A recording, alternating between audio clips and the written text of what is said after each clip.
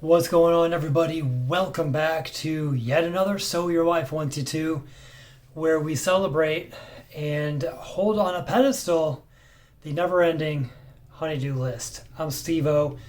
Today we're talking about how to sell a house. More specifically, how to create that fabled yet very real bidding war. As of the filming of this video, the housing market is great, maybe slightly declining, but whether or not it's great or terrible, creating a bidding war, getting the most for your house is something that everybody wants. If you don't want that, why are you selling your house? So between me having sold my house recently and between me just going through all of the research as far as creating a bidding war, like how that works, what are the psychological implications of doing that?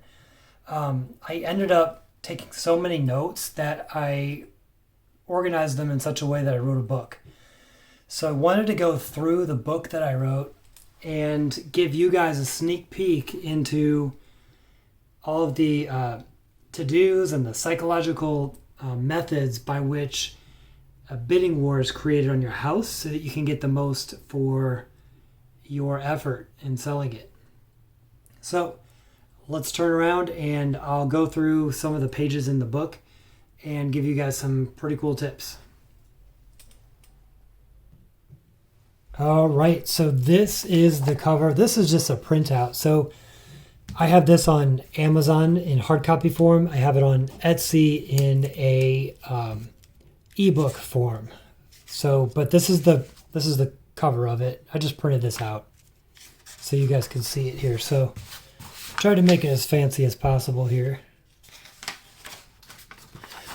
So basically, without just like reading everything to you, I just want to kind of show you how it's set up. So there are things called laws of power. This is from Robert Greene's book, The 48 Laws of Power. If you don't know about this book, I highly recommend you read it. It's excellent for your life. Just really excellent advice on how to live your life to become a more powerful person. I will put links in the description of this video so that you can go to Amazon and buy all the stuff I talk about. As well as this book, I'll put in links to the Etsy and Amazon. So basically, there are laws of power that are at play and that you can use for selling your house. So, for example, one of them, the law of power is never put too much trust in friends and learn how to use enemies. And, realtors are not your enemies, but you also don't want them to be your friends. Because what are you going to do when it's your friend and your friend comes into the house and they don't want to hurt your feelings? So they say, oh, it's okay if your house smells like vegetable soup and you haven't cooked vegetable soup in years. Or it's okay if your carpets used to be white and now they're almost black. You want somebody who can be brutally honest and tell you exactly what needs to be done without hurting your feelings. Also, as a realtor, you want somebody who's not going to say, oh, you're my friend, you could just do 3% instead of 6%, right? You really want to, you want to have strong boundaries. If it's going to be your friend, make sure that it's somebody who can be brutally honest with you. Make sure you don't soften your experience just because you don't want to hurt somebody's feelings. Another law of power. Conceal your intentions and use absence to increase strength and honor. You don't want to put your house up with all the pictures and everything and have it coming soon for 3 months. You want kind of like a law of scarcity to come into play where you say, hey, here's the house. And then kind of within a few days, they have to make a decision almost under stress that they've got to either buy it, make an offer, or it's going to be gone.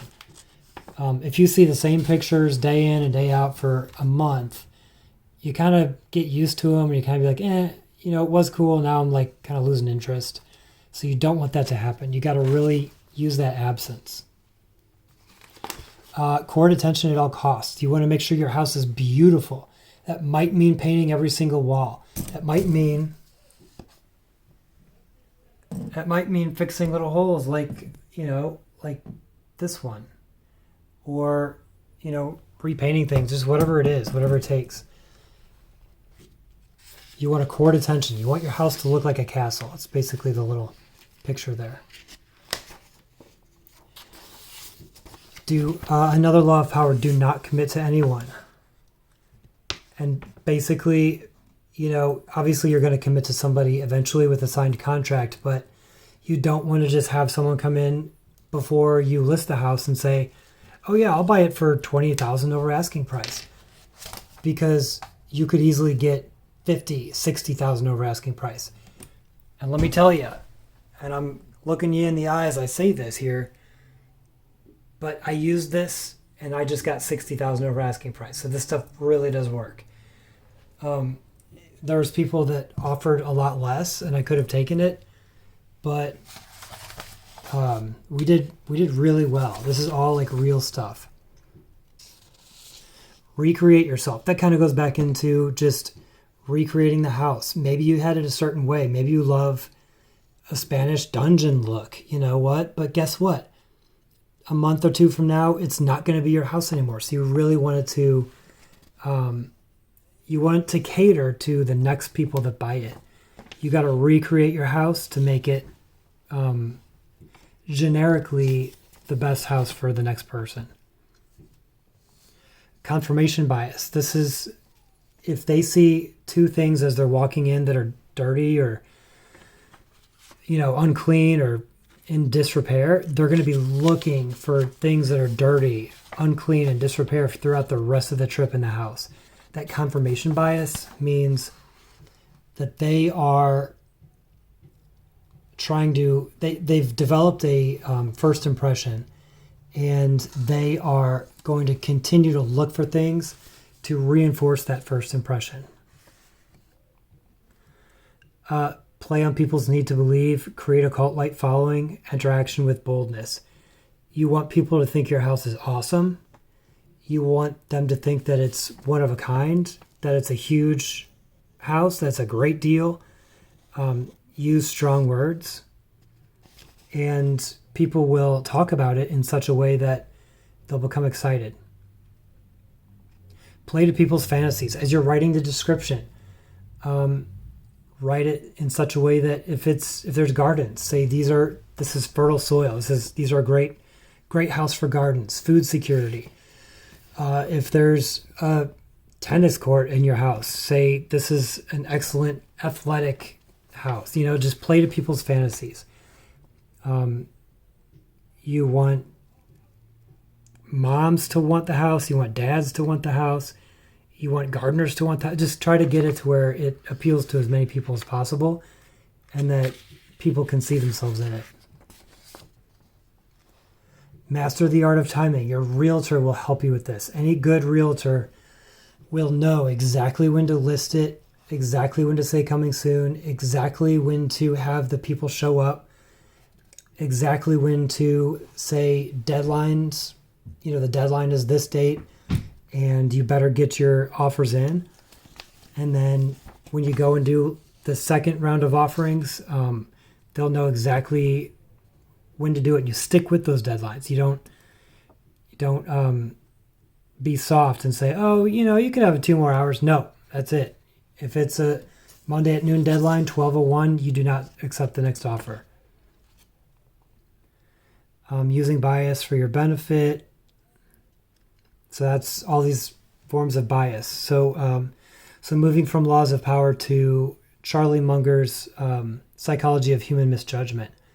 He gives 25 examples of bias. So here's some. Deprival superreaction. So that talks about if a group of people think they're going to lose the house, let's say you have 4 offers, they think they're going to lose it, they're going to be under stress and they're going to want to put every single dollar down and say, yes, this is, if your house is listed at $359, great. I'm offering $459. Like they get stressed out enough that they want to put as much down as they possibly can. And in this book, I have lots of examples and anecdotes and details, so you can read it if you go and get it.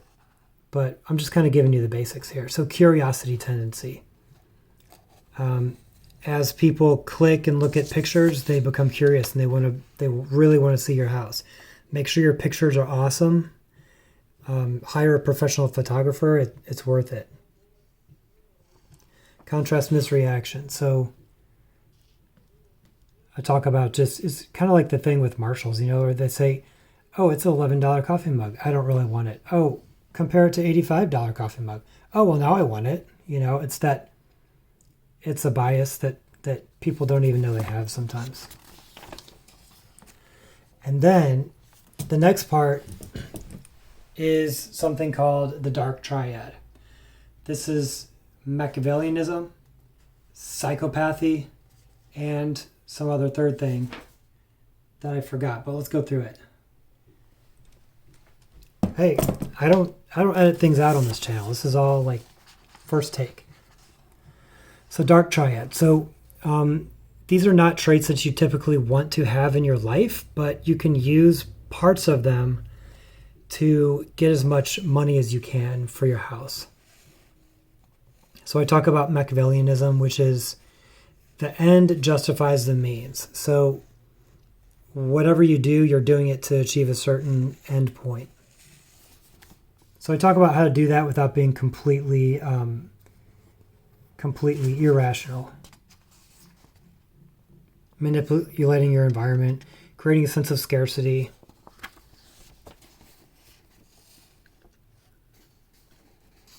Incentivize, there's different ways of incentivizing. I talk about Dale Carnegie's book, How to Win Friends and Influence People. There's some good stuff in there, which you can kind of glean out of it. So like the what's in it for me, appeal to people's self-interests. Give some examples of, how you can get as much money out of people as possible. Instead of just saying, oh, you can have the fridge, it comes with it. No, you say that fridge is not included. And then once they give their best offer, you can go back in and say, okay, well, I will accept that offer, but if you want the fridge, offer another $1,000 or something like that, or $2,000 or whatever it is. There's just different methods that you can use to, narcissism was the third one. So psychopathy, Machiavellianism, and then narcissism. So excessive self-regard. So don't be afraid to say, this is the best house. I am the best seller. You kind of use that sense of narcissism or sense of just wanting to be the best. Because people will believe you. Even if it's subconsciously, they believe you. And then finally, psychopathy. So you don't want to be a psychopath, obviously, but again, you use certain aspects of psychopathy to achieve your goal.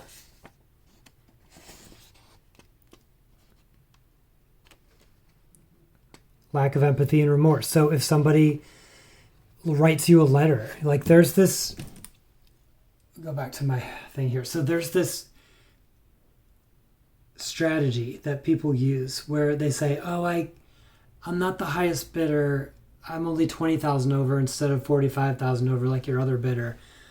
But I wanted to write you about my little son, Johnny, and they pull at your heartstrings. Well, if you're a soft-hearted human, then you're going to say, oh, you know what?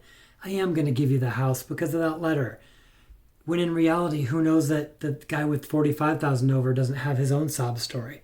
So using that psychopathy to get the most money, remember, that's your end goal, is to get as much money as you can for your house. That's the name of the book, Art of the Bidding War. It's not Art of the Charity, So sorry to sound harsh, but again, we're achieving a certain goal. And so that's kind of the mentality there. And then also in the book, I have a timeline with a checklist. Oh, I got some references. So I'll put all these in the description of this video. So there's a little gray arrow down at the bottom right you can click. But then I have a timeline. You can use it as a checklist, like what to do 10 weeks before planning. You know, and then 4 to 8 weeks before you plan to list. And then what to do typically Tuesdays or Wednesdays is when you send things out to third parties to, you know, get your house listed. The realtor will know a lot of this too. Showtime, the day of showing, what do? You get up out of bed, what do you do? 3 days later, what should have happened? Like what, you know. So that's the book. It worked really well for me, and I hope that you'll get some value out of it. So feel free to grab it.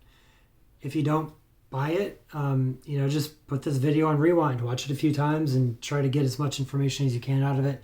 I gave you all the big things out of the book anyway, so that's all. I think I've probably talked enough. So yeah, take a look at the the little section below, and we will catch you in the next one. Let me know if you have any questions or anything. I always try to answer every single comment that I get on every video, so please leave comments below, and I'm happy to answer whatever you have. So that's all. We'll see you guys in the next one.